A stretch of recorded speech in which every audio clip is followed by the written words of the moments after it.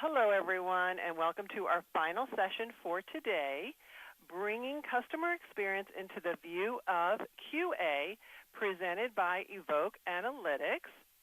So now what I'd like to do is introduce your speaker, Bernhard Suhm, Director of Professional Services, Evoke Analytics, Raytheon BBN Technologies.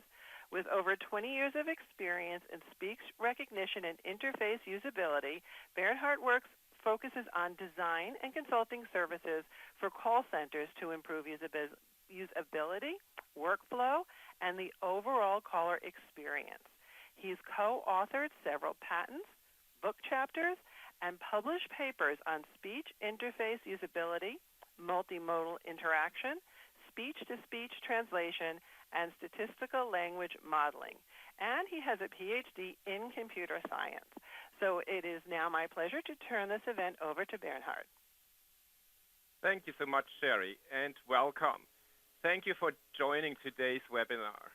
I'm so glad so many of you expressed interest and showed up here late in the day. What are we going to talk about? Well, QA, which is traditionally focused on making sure your agents do the best possible job in handling calls well. And therefore, QA plays a critical role in shaping the face of your company to your customers. But other parts in your customers decide what a good customer service means. Traditional QA just focuses on making sure the agents follow those directions. Today, however, we live in an experience-driven economy where customers interact with companies digitally using multiple channels, and they expect seamless experiences between those channels. Therefore, optimizing the end-to-end experience needs to be a top priority. And some even have coined the term, it's now the age of the customer. So in today's session, I try to help you incorporate customer experience in your QA process. Why would you do that? Well, it makes sense because QA is already looking at a lot of the customer interaction anyway. Of course, that will require some more effort, and you have your plates full already. But the truth of the matter is companies need to recognize that a good customer experience is essential for their continued success. And, well, you need to invest in continuing to be successful. There's a German saying, something like, typically you don't accomplish something without putting some effort into it. For nix kommt nix. I know you don't know German, but maybe you get the gist. So, let's see. A first question to you. Where do you stand with your QA process? And the first question is, does it cover anything relating to the customer experience? And I don't want you just to answer yes because you have your agents follow the guidelines that at least intend to ensure good experience, or you make sure they show empathy and build rapport. Answer yes if you do things like you flag calls where the customer got upset and provide some detail why they got upset. Or at the end of the call, you check, did this issue really get resolved from the customer's viewpoint, not just from the skill that you manage? That is a very different perspective. So with that in mind, go ahead and answer. And meanwhile, we'll look at a little more detail what I'm going to talk about here today. I'll start describing how QA in a traditional way typically unfolds. And I will readily admit that I am not a QA expert. In fact, I never performed QA myself, but I heard many describe it. And so if I miss a few things, my apologies in advance. The focus of today, though, is how you can broaden QA to cover customer experience. And I will claim that I'm an expert in that. So we'll talk about what it means to broaden the view to include the customer experience. We'll talk about a common way to measure customer experience, voice of the customer, which admittedly is not situated in QA, but it's important to know about, or sometimes it's not situated in QA. I'll contrast that with an analytics-driven approach to measuring customer experience. Then I'll demonstrate my key points with a couple of case studies, how analytics-driven QA that is aware of customer experience, how that can unfold and what that means. Finally, I'll give you some pragmatic steps you can take towards evolving your QA process. And I'll have some steps that apply to large centers who tend to have bigger budgets and can do more things, but also for small centers who may have a very limited budget, but there are some simple things even you can do. And I'll close out with a summary. Now let's see where we stand in our poll. So we have, among those who answered, 3/4 said they have some customer experience as part of their QA, and 1/4 said no. All right. So, to those who believe they already cover customer experience, I hope I can provide some additional ideas for you to further your process. Okay, so let's briefly talk about traditional QA. And I'll start here with a call, just one you might find in your current QA and recording system. It's from the cable internet service provider domain. We have a customer who is concerned that his bill recently increased.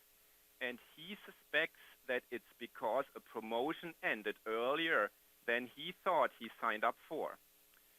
He thought he signed up for it 2 years, but it's nearing the 1-year mark. In the process of the agent explaining the bill, the customer got upset and requested half a minute ago to speak to a supervisor, which the agent kind of ignores, but let's hear how the conversation continues at this point.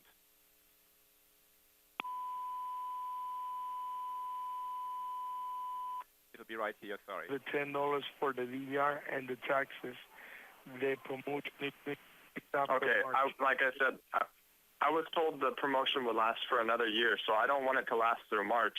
I want it to last the next year like I was told it would. Otherwise, I'm going to change my service. Well, sir, what I would recommend you is this. You can call us after March. The thing is that so far we cannot make the changes on your account because you still have the discount. So in top of the discount you have, we cannot get for you another discount. You would be paying around $40. Can you just ensure that it continues? Well, sir, what I can tell you is that we have many promotions. The thing is that you will have to call us in March. If you want to get another promotion, that should be after you completely lose the discount you have. The thing is that now my system doesn't allow me to change the package, but for sure, you are taking advantage of this promotion is still here. I can see that that's going to be after, okay. Let me tell you the date, March the 13th, sir. All right, well, let's stop right here. So, I don't know how you would rate this agent. He tried to explain the company policies and processes that apply, which is you cannot stack discounts and promotions. So therefore, he at this point cannot do anything for this customer to ensure that the promotion continues. Maybe you can argue he should enunciate a little more clearly, or even he should have had a sip of water prior to taking this call so his throat doesn't run dry. But anyway, you might do a better job at that than I do. Let's turn the table, though, and look at this call from a customer's perspective.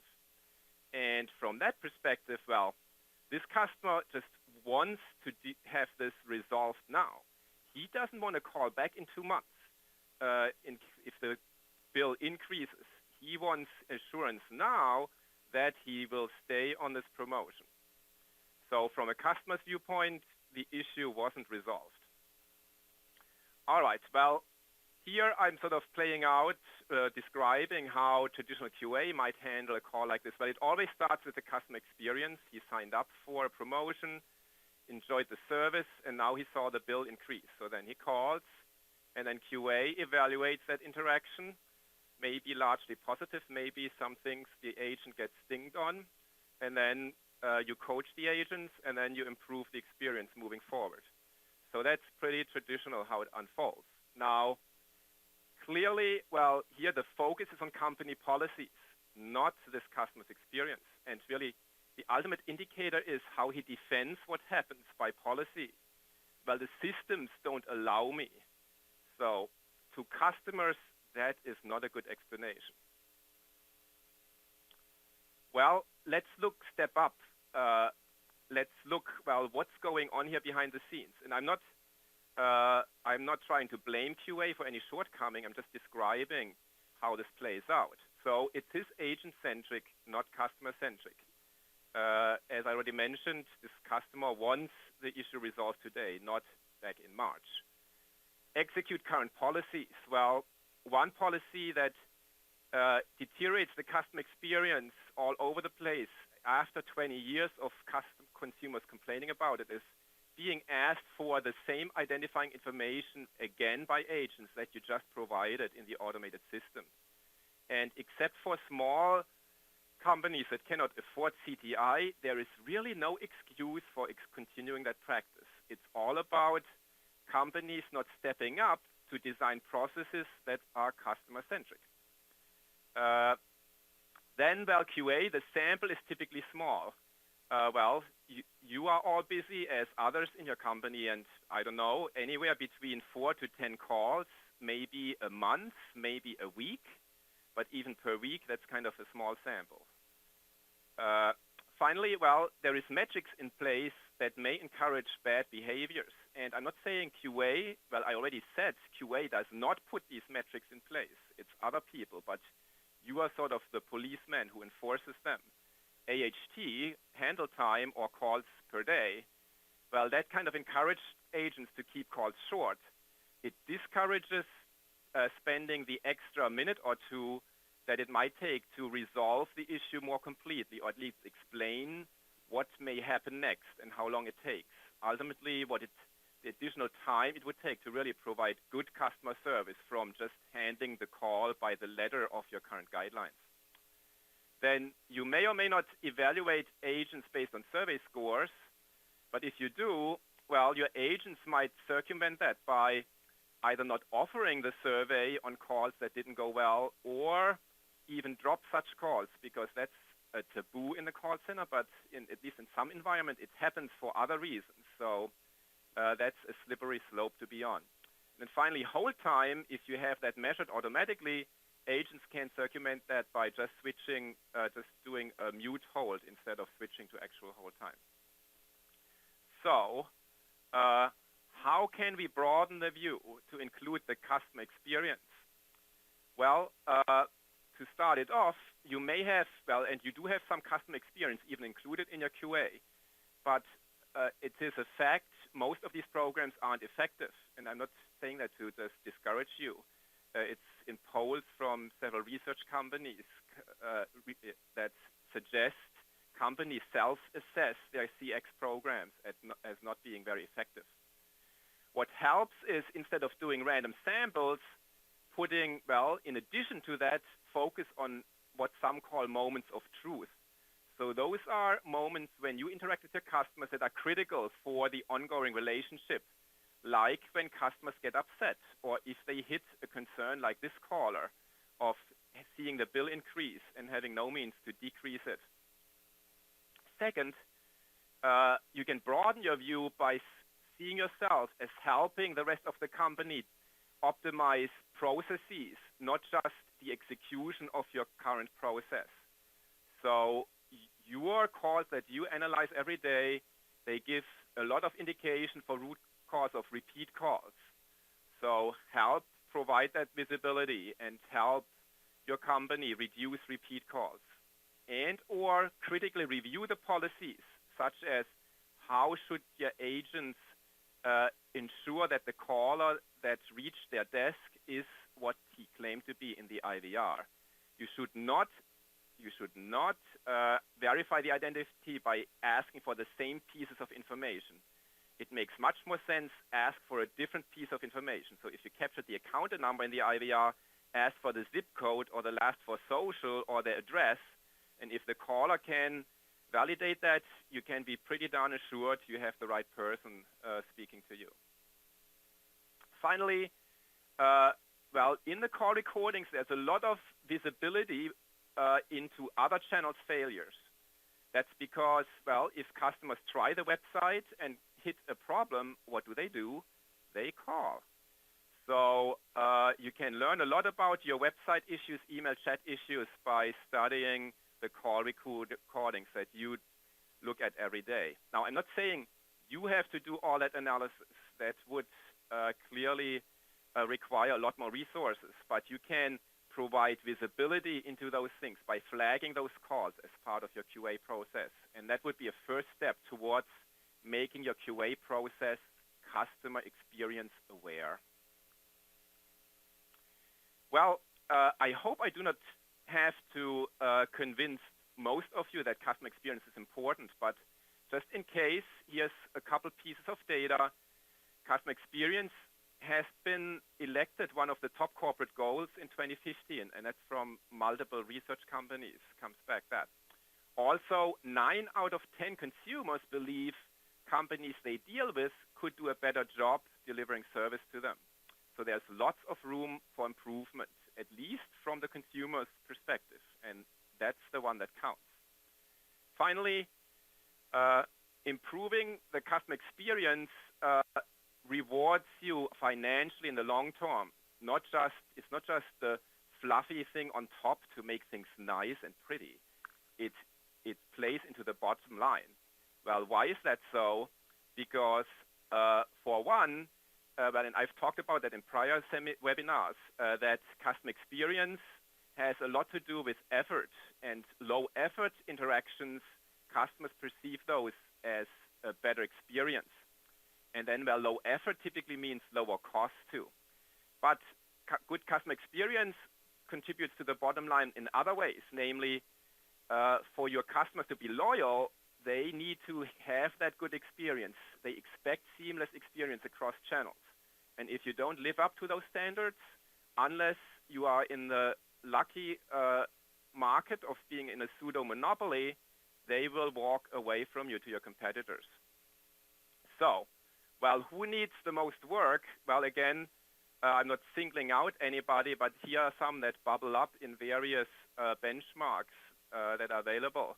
So internet and TV providers are tend to be near the bottom, and well, they are in a cutthroat market with low margins, so that's kind of understandable. But then, well, some of these others maybe are not so surprising. Health insurances, though, well, many of them come from an attitude of monopoly, but these days, and in the future even more so, as consumers pay a bigger and bigger share of their healthcare costs, they'll start to develop a consumer market-oriented attitude towards healthcare providers, insurance. And then those have to worry about a good experiences like everyone else. Airlines, of course, they've been a cutthroat market for decades.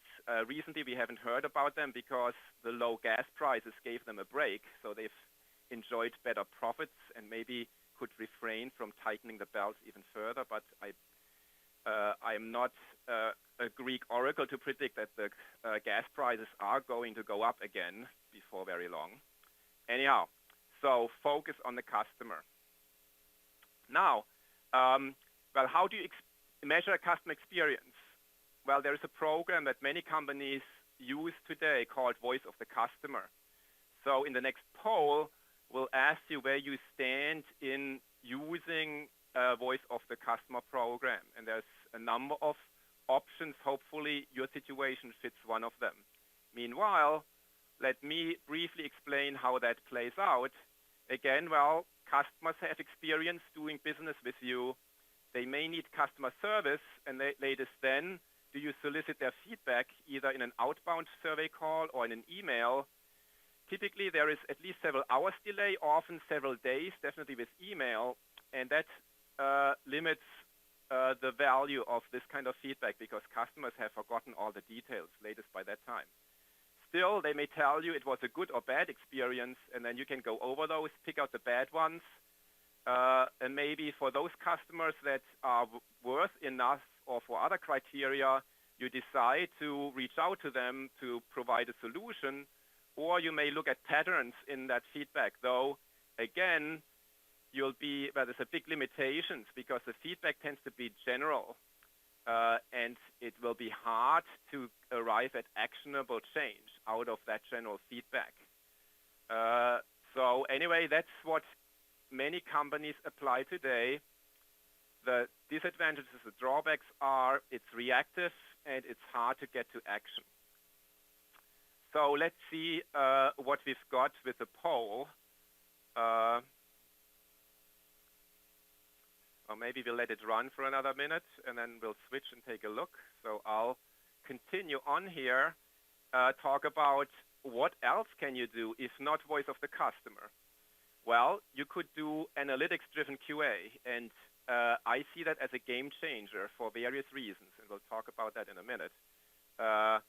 Well, the key is you understand the experience with the context. So it's not just a blurb, oh, I had a bad experience. You have the context, and like customers who interact with customer service, you see that they had a long queue wait time. That's why they arrived at your agent desk already irate. And then, of course, the agent at best scrambled to get the customer back being happy. Second, analytics-driven QA allows you to focus on the moments of truth, which may be far in between. So if you do a random sample, those will be like the literal needles in the haystack. However, with analytics, you can hone and write on repeat contacts, or calls where the customer got upset, or calls where the customer indicates they had trouble using a different channel. Finally, well, in this progression towards more mature customer-focused process, I advocate adopting customer effort as an overarching metric. And I made that case in prior webinars, so I'm just apologies for repeating that. But as I explained a few minutes ago, effort is correlated both with cost, because lower effort means lower cost, but also with customer experience, and that's connected to loyalty and revenue.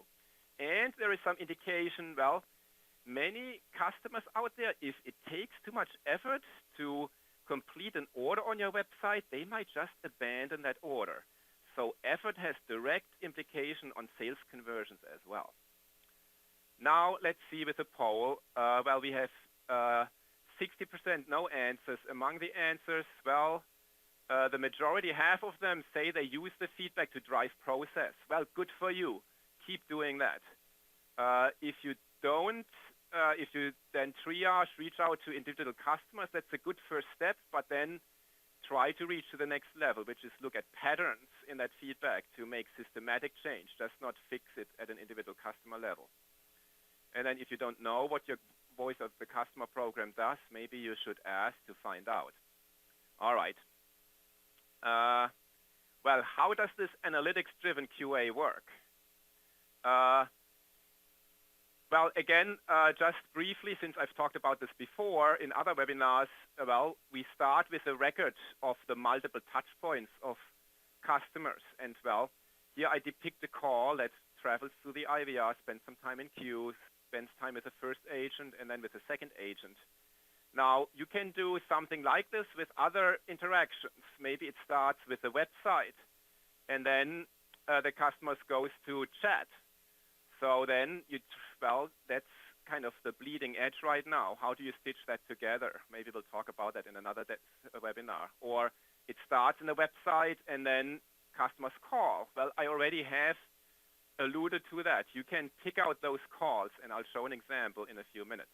All right, so you have these records of customer interactions, ideally strung together, multiple touch points that all pursue a single goal, so they belong together. And then you apply your measuring stick to get different measurements, and you feed those into a benchmark of customer effort, such as the caller attempted self-service but failed to identify, or provided some information but then failed to provide the last piece of information, so never got that payment scheduled. Or you have an indication the call was transferred, that increases effort. Or you have indication the customer called before. And then once you have those indicators, keep that connection to the actual experience, because that connection will be critical to get to actionable insight. Then you can compile these metrics. This is our benchmark, but you can pick a different set. The point is, well, once you have these metrics, you can look at some like transfers, go back to look at experiences, understand what drove those transfers, like this bunch of these first agents, they didn't probe enough, therefore they send it to the wrong second agent, not to the right one. Or well, you do take a step towards improving this identification phase and having your agents not ask for the same piece of information again. Well, you can go back, verify what are the agents doing here as they pick up the phone. Do they ask for the same piece or a different piece? Or with self-service failures, you can look at those, go back and understand, oh, these customers attempt to arrange a payment with a bank debit card, but they fail to provide the routing number. The system times out on them. So therefore, I need to increase the internet timeout. So here you can see how analytics-driven QA fuels this benchmark that provides visibility into effort, but then you can go back to get to actionable insight, how to decrease those effort drivers. All right, well, let's play through some case studies here just to bring home these messages even more. So let's say you want to increase caller satisfaction, so that's at a high level, improve the customer experience. Well, the voice of the customer process might point out some dissatisfied customers, and you might know in which general area. But then, well, if you have a customer experience-aware QA, you can get to examples of those calls. And we'll look at one here. Or if you have speech analytics, and we'll talk about that in a few minutes. But let's see here. Okay, I'm still good. So here's an example from the utility space. And this caller has received a shut-off notice. So they are behind in their payments, and they are now being threatened to have their utility service cut off. And she's trying to make a payment over the phone. She has tried several times in the automated system, but seems to get kicked out to an agent. And then this agent first is willing to take the payment, but then she notices the system doesn't allow her to take the payment. Apparently, well, because the caller tried in the IVR, some flag was set, and that for some reason I don't fully understand, now disables agents from taking that to the last step of actually having the payment info on file. And the caller gets upset, but let's listen to that and, well, start wearing not primarily your QA hat, but start to wear the customer experience hat. What can we learn from this experience of in the future change some processes? Well, I can do check my phone with you. How much did it tell you to pay? It told me to pay $127.22 down and $132.71 a month for 8 months. Okay, and it's now not letting you do that. Did you accept it when you did it the first time? Yeah, but then like I thought you could pay it with your debit card, and it said to get a check, so I didn't have a check in front of me. I had to go get a check. Okay, so that's why it's not offering it again. It's sending it to us. What? Can you go online, ma'am? Do you have online access? Not in front of me. I'm at work. Okay, well, I try. Well, you got a shut-off for today. Because I can't offer that to you from my screen. You have to go back through the automation. Yeah, but I tried to, and it keeps transferring me to a person. You're like the third person I got. Well, right, ma'am, because you accepted it and didn't have your information. And then I keep doing it, and then it keeps putting me back to a person. Right, it's not going to offer it again. Can I get a supervisor or someone that knows how to do it then? Well, ma'am, we can't offer that. That's what I'm trying to tell you. I can't do it with you. Nobody in my department can do it with you. Okay, so you don't have a supervisor. Well, I have a supervisor, but she can't do it with you either. Can I speak to We don't do it. I can put you in for a callback. We have callback systems. They will call you back. What's a good number for them to call you back at? I already gave you my number. Okay, and that would be, ma'am? The number I gave you when you first asked me. Okay, would you like to tell it to me again? I just don't understand why this is so complicated for you. Ma'am, it's not complicated for me at all. It's you that doesn't understand. All right. Well, from a QA perspective, I bet you have multiple comments, though admittedly the agent tried to communicate the company policies, and she did offer alternatives, suggested to go to the website.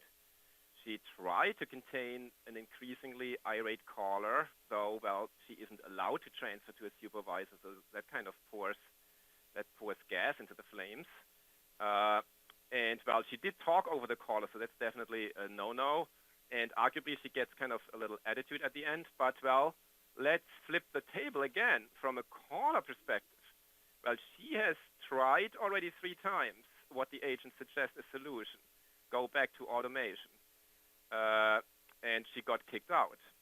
And, well, she requested to speak to the supervisor, and then there's a barrier erected with that, only callbacks. And then the ultimate turn-off, providing the same information, again, that I provided to you earlier, well, as mundane as the phone number, maybe the agent just did that to fill time when she wrapped up the prior call, and she didn't note it down. But, hey, that's really a pet peeve of many consumers out there, and that made her go off the handle, and then the customer, it ends badly. So, well, what can we learn from this? Well, maybe we should talk to the IVR folks and figure out what is going on with that logic, that if a caller partially makes a payment arrangement but fails to provide all the payment information, that shouldn't be flagged as always getting kicked out, or especially if agents aren't empowered to take those payments. So something needs to be resolved here, either the IVR logic made more flexible, or on the agent side, the system needs to allow them to go back into those partially set up payment arrangements. And then, well, from a simple perspective, well, if you do collect or confirm a callback number in the beginning of the call, well, jot that down so you have it ready in the end. You can just say, can my supervisor call you back on the number that you confirmed earlier? And then finally, well, if you are among the companies who limit access to supervisors, just be aware that's an ultimate customer experience turnoff. That's the one way out. Everybody knows if things don't go well for me, I request a supervisor, and that's my chance to get to resolution. And if you put barriers in that path, be at your own risk with what your customers are going to do with you. Now, I essentially went through that. Here's a healthcare case study that I'll just walk through very quickly to look at this. Well, we don't want to analyze just a single call, so you would study a sample of calls, but you get the idea. You would go through the same process of studying what made the call upset, annotate the call reason, determine roots of frustration, and determine some changes you would need to take to alleviate that frustration. And then you can arrive at some changes. Like, well, in the healthcare system, often the frustration might be directed at the complexity of the healthcare system in general, not just the little piece you own, and that's a hard one. What helps is trying to own still things and at least point people in the right place. Anyway, I don't want to get into a rant about healthcare, so let me move on to a different study on repeat calls as an example for process improvements. And, well, same idea. Well, if you wonder how to improve first call resolution, well, the same is reduce repeat calls. And, well, with an analytical approach, you get your hands on a sample of repeat calls, but again, key is you have more information about them. If not the complete experience, then at least enough notes in your system that allow you to analyze, well, what really happened, what drove that repeat contact, and what can I change to prevent that from the future. Here, well, sometimes it's that the prior agents didn't optimally handle the call or didn't set expectations properly. So there you can make adjustments to explaining next steps more clearly, setting timelines so customers know how things will unfold and they don't start calling back just getting impatient that nothing is happening.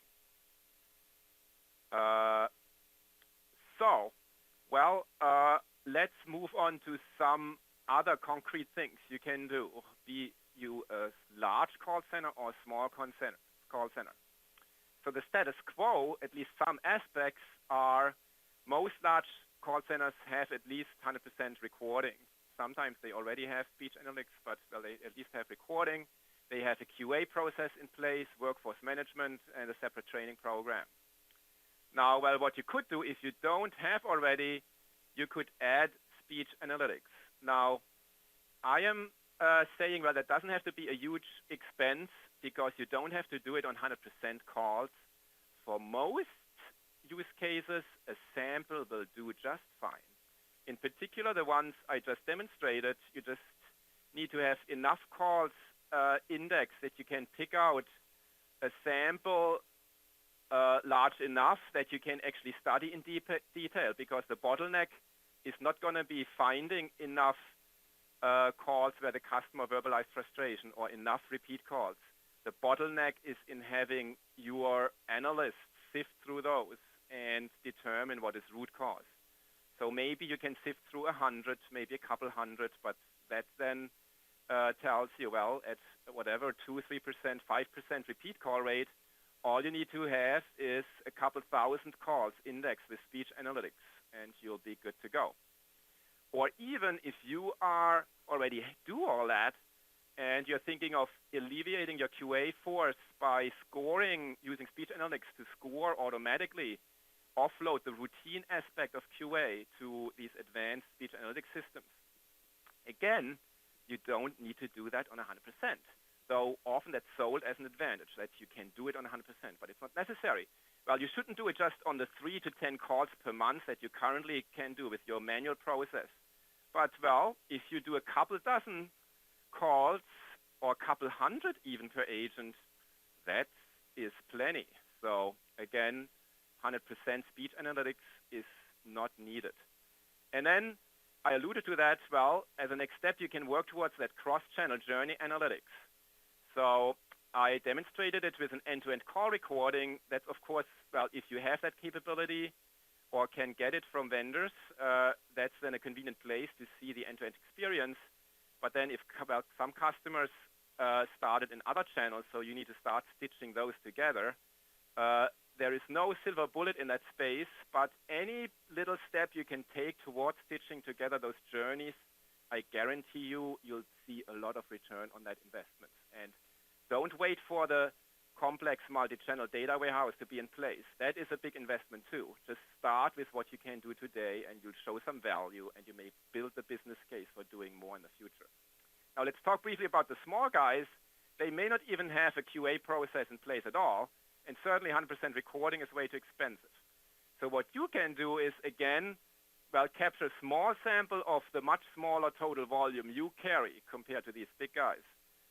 Do it on a small sample, then it can become very affordable, and you can build a targeted QA process on that small sample. And, well, just to drive that point home a little further, just here a depiction. So you have some system that captures a sample of call recordings. This is in stereo. That's nicer.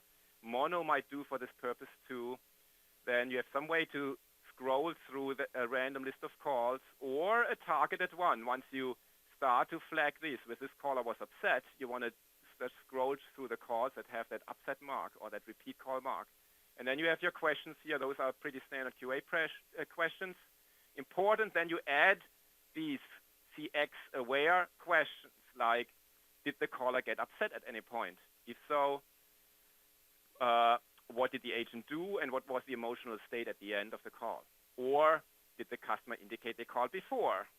If so, what do we know about what happened prior? Or did the caller indicate they tried on the website? So those are the customer experience aware additions that I am arguing for here. All right. Well, very quickly, so you can do cross-channel analytics on a Shoestring too.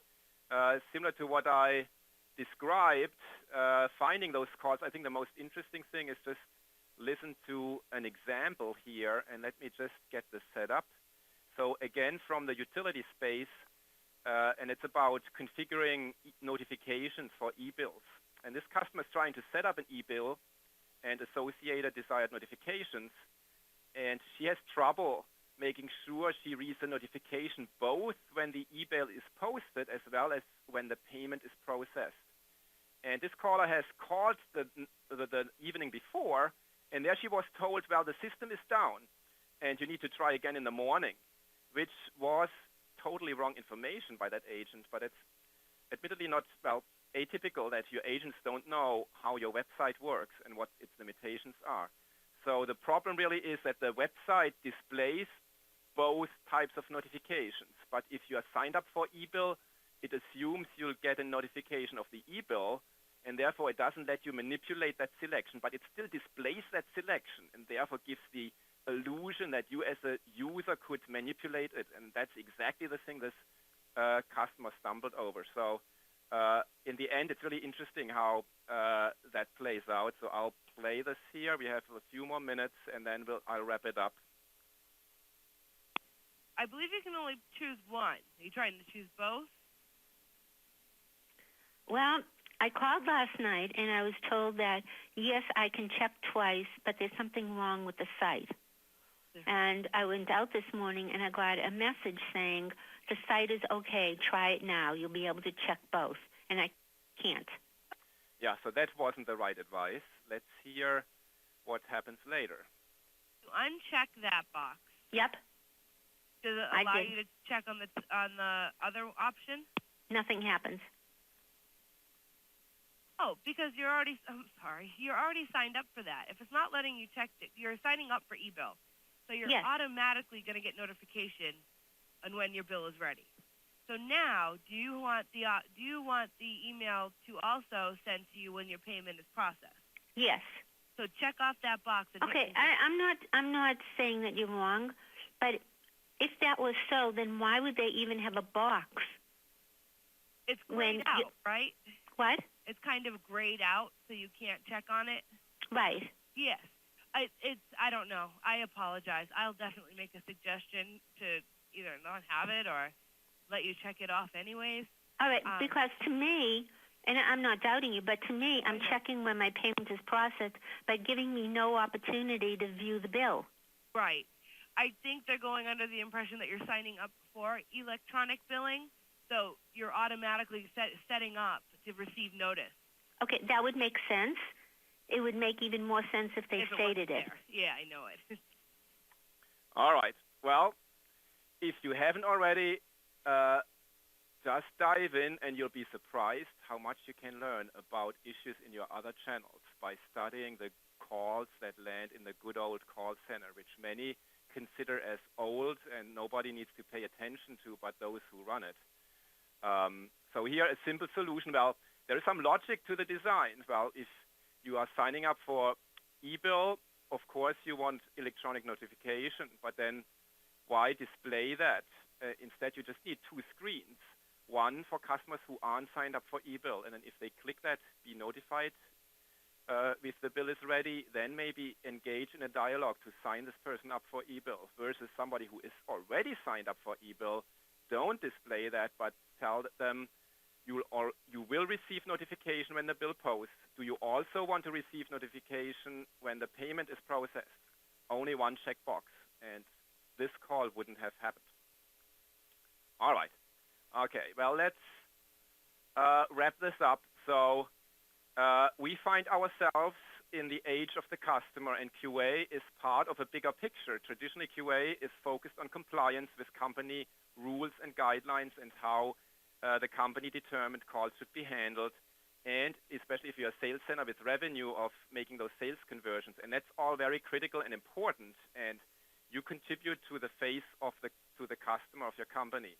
However, now that customers are expecting more, we need to pay attention to the whole cycle, how much effort the caller expends, because that drives up costs and drives down satisfaction. And that in turn, again, influences revenue. Now, you can't be by yourself in that whole game, but you can deliver important visibility and empower other teams like your web team, your marketing team, and so forth to drill into these calls and take some action. Now, since there is multiple involved, sometimes conflict may arise. So therefore, in addition, organizationally, your management needs to embrace the notion to empower somebody in your organization to adjudicate conflict if it's in the spirit of improving customer experience, even if it may be in conflict to some of the silos that exist. And well, just to close out this presentation, I just wanted to get a sense where your company stands in that process. Do you have somebody responsible for the overall customer experience? Is it, well, do you have that special function? Some companies even have a CXO. That's the new C-level executive, but the majority of companies don't have that. So if you are not in that bucket, is it under sales?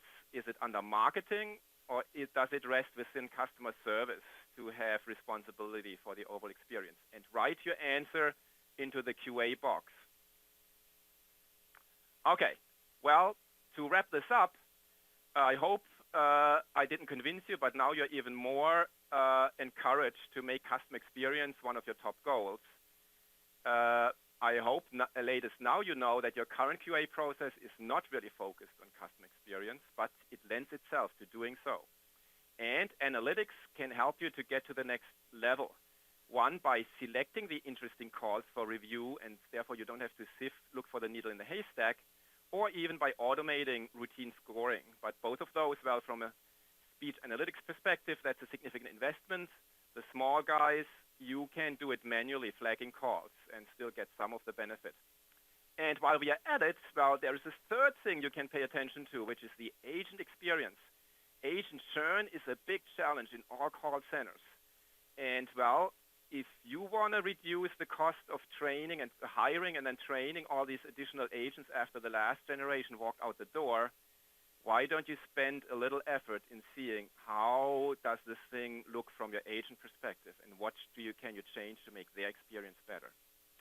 So QA has an ever more important role to play in the age of the customer, and I hope I convinced you it doesn't require huge investments in analytics. And, well, if you want to talk to us about that, here is our contact information. And at this point, I hand back to Sherry for some questions. Thank you, Bernhard. And some of these answers that are interesting that you had posed that last question. A lot do have a customer experience department, which is very encouraging. Some have speech analytics. A handful say it's part of customer service. And here's a QA organization that has full responsibility for the customer experience. So that's really interesting. And let's see, let's go to some of the questions. You talked about some industries that can use improvement, like internet and cable. But do you find any industries where they do have a sufficient QA process? Well, I cannot really speak to just the QA process, but from a customer experience viewpoint, certainly, well, there is a new vertical of companies whose primary business is in the customer experience, where indeed marketing and sales is almost overlapped so much with experience, because the experience is the opportunity to, well, increase revenue and market and sales. Let's think about those companies whose primarily business model is advertising revenue.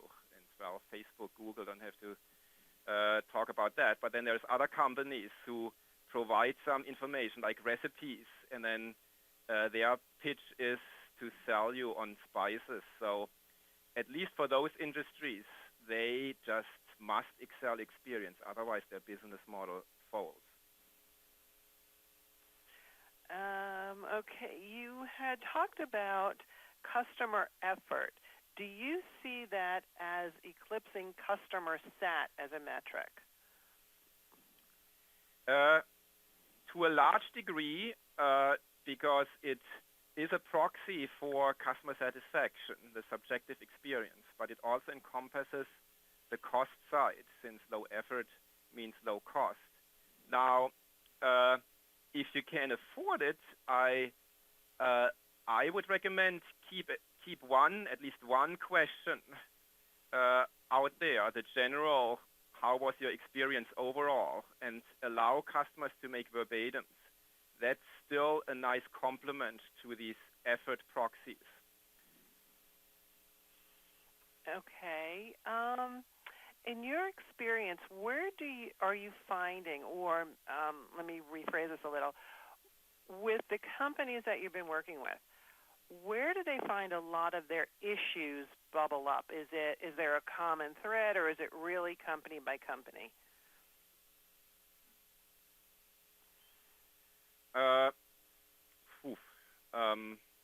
Well, there's some common themes. Well, yeah. One I mentioned in my presentation, which is the process of how you identify your callers or verify their identity. Sadly, the industry hasn't made much progress on that in the last 10 plus years, even though CTI is much more common. So that's really an area where almost everyone can improve, with a few notable exceptions. And well, beyond that, I think it becomes fairly industry and company specific. Okay. Okay, good. And if you could just, there was a lot of concepts, there's a lot of things we discussed, just kind of summarize what do you think are the most important parts of the presentation you'd like everyone to remember, and just take like a minute or so. Well, if you aren't already, start paying attention to the customer experience. And then, well, if your QA process doesn't incorporate an experience element yet, work on integrating that. Or if it does, get it to the next level. Potentially, well, if you already have some, and getting to the next level probably means you need to leverage some analytics. But as I stated, that doesn't mean you have to do analytics on 100% calls, which tends to be very expensive.